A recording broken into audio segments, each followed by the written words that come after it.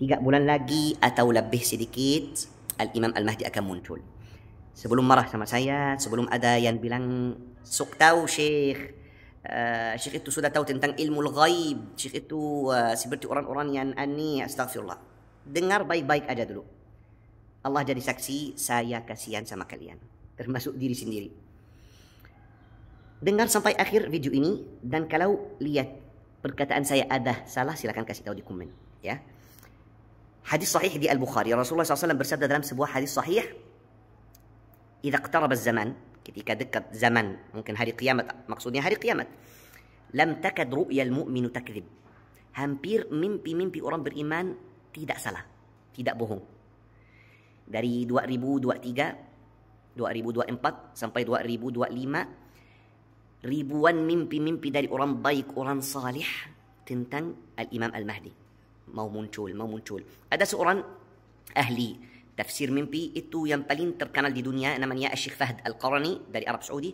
Dari 2023 selalu tafsir mimpi-mimpi tentang Al-Imam Al-Mahdi. Dia selalu bilang di tahun 2025 ada hal-hal yang besar. Bukan orangnya bukan tahu tentang waktu hari kiamat, bukan seperti itu.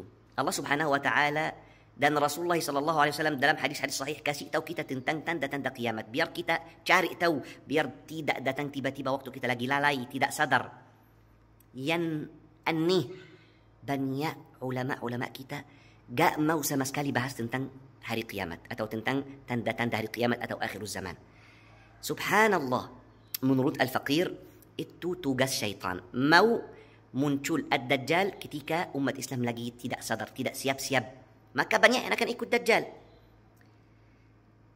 Syekh Fahd Al-Qarani bertemu mimpi minggu ini atau minggu lalu kalau gak salah dari seorang baik, dan dia bertanya, apakah kamu sudah salat? Dan waktu mimpi itu kapan? Dia bilang, barusan saya mimpi dan saya memang baru selesai salat witir, belum azan subuh, ya.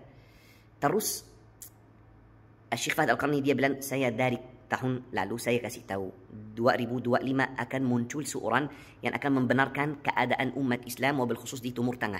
Dia gak sebut Al-Imam Al-Mahdi. Dari hal-hal yang terjadi di dunia sekarang, saya bisa pastikan, wallahi, saya tanggung jawab perkataan saya itu di sisi Allah Subhanahu wa taala. Hal-hal yang besar sudah sangat dekat. Saya tidak bisa pastikan beberapa bulan lagi Al-Imam Al-Mahdi muncul, ya. Tapi yang saya terasa banget tahun ini, terasa banget, mungkin saya salah, mungkin tahun depan, mungkin 2 tahun lagi, mungkin 3 tahun lagi, tapi gak akan lebih dari itu. Wallahu ta'ala a'lam. Itu dari mimpi-mimpi orang salih dan dari hal-hal yang terjadi di semua dunia. Kita cari tahu dari hadis-hadis sahih, ya. Jangan salah faham sama saya. Ambil aja manfaat dari video ini. Silakan sadar. Wallahi ini zaman yang paling seram. Semua umat Islam sekarang lagi lalai banget. Gak pernah ketemu zaman yang paling seram tentang masalah kelalaian seperti zaman sekarang. Bangun tidur, mau main HP. Mau masuk kamar mandi, gak bisa lepas HP. Selesai salat langsung pegang HP.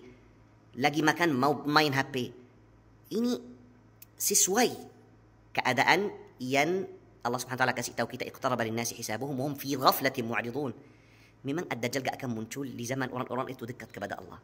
Tapi orang-orang lalai, maka banyak yang akan ikut Dajjal. Ambil manfaat aja dari video ini, kembali lagi ke jalan Allah Subhanahu wa taala, karena walaupun perkataan saya salah, cukup tahu kalau tiba-tiba datang kematian, sudah datang kiamat kamu, sudah selesai. Walaupun belum muncul Imam Al-Mahdi atau Dajjal, sudah mati, sudah datang hisabnya, ya. Ya, mudah-mudahan semuanya sadar. Mudah-mudahan video ini bermanfaat. Mudah-mudahan kalau saya ada salah, Allah ampuni saya. Saya tidak pastikan 1 hari atau 1 bulan untuk muncul Al-Imam Al-Mahdi, tapi saya bilang saya terasa tahun ini atau tahun depan atau 3 tahun lagi maksimal, wallahu taala a'lam. Ya, save video ini dan posting ulang untuk semua orang.